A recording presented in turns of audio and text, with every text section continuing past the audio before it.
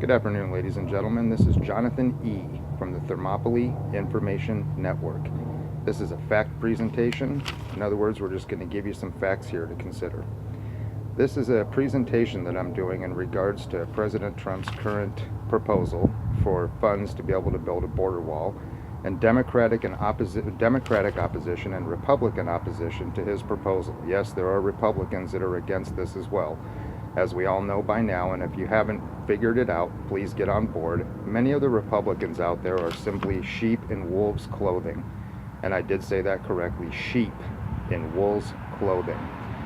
This is a presentation I wanted to do regarding an interesting piece of information I came across when I was doing some research recently. This is an article that was published in the New York Times on May 7th, 1975. And for those of you that aren't old enough to remember, this is actually when the New York Times was a real newspaper, not the propaganda rag that it currently is.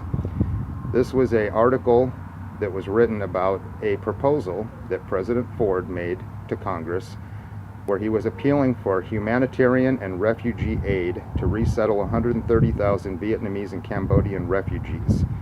These people fought with us in the Vietnam War, regardless of whether or not we should have been there. The fact is, these people had the guts and the courage to fight on our side and try to help us. He wanted to resettle these people because he knew that once the communists took over, they would hunt these people down and kill them. So he appealed to Congress for money to be able to resettle them. In his appeal to Congress, Gerald Ford said, quote, "Welcome these people," unquote. And in describing his frustration with congressional opposition to this proposal, he stated, quote, "I am primarily very upset because the U.S. has had a long tradition of opening its doors to immigrants of all countries," end quote. He added further, quote, "We are a country built by immigrants from all areas of the world, and we've always been a very humanitarian nation, and when I read or heard the comments made a few days ago, I was disappointed and very upset." One of the senators who was opposed to this proposal was a gentleman from West Virginia, Democrat, named Robert Byrd. Robert Byrd was a former racist and self-admitted KKK member. He also happened to be Hillary Clinton's mentor. Isn't that kind of interesting? Think she'd admit to that? Nah, I highly doubt that. Robert Byrd, in his opposition to Ford's proposal, stated, quote, "There is no political support for it in this country," end quote. Robert Byrd also added, quote, "The administration ought to see to it that undesirables," that kind of sound like deplorables? He used that word. "Undesirables be screened out specifically, calling attention and highlighting barmaids, prostitutes, and or criminals should be an excludable category from being qualified for refugee relocation." Is that something that you think the current Democratic Party would admit to? Well, it's all there on paper. Anybody can go and read this, and we'll provide a link below. One of the other gentlemen, who was a senator from Delaware at the time, is a guy, Democrat of course, is a guy named Joseph Biden. Maybe you've heard of him before. That's right, he was a senator way back then. He also opposed this program and voted no on Senate Bill 1484, asking for $100 million to help resettle these refugees. Another gentleman who was also against the proposal and voted no, you probably heard of him too. He's also still around. These people don't ever get real jobs. They just suck off the government tit where it's nice and safe. They don't like to compete for private sector jobs. He was a Democrat from the state of Vermont.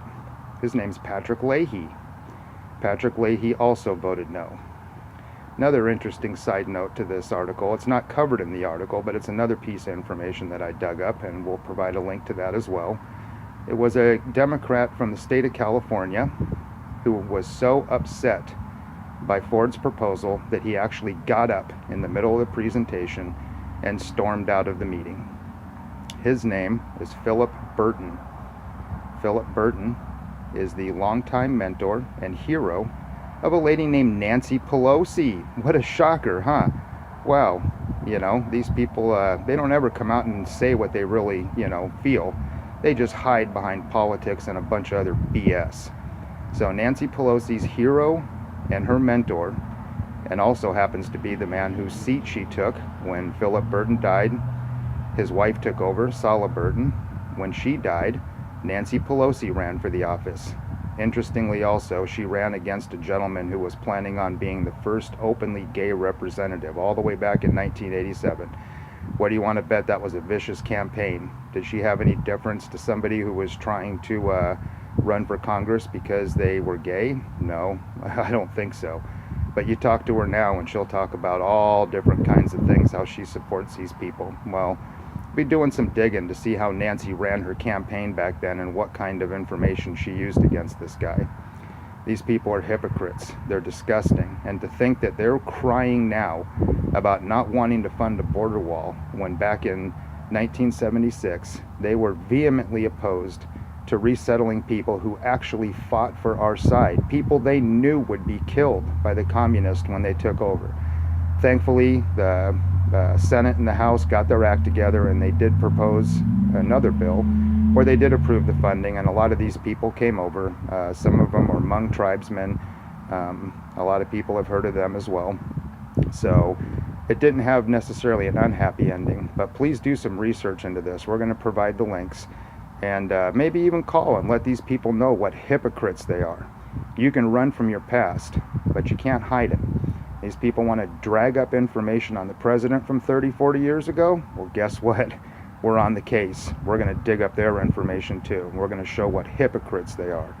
Thank you very much for watching this presentation. Please look forward to more presentations on our new channel, the Thermopylae Information Network. And if you have any thoughts, please address it in the comment section below. Thank you very much.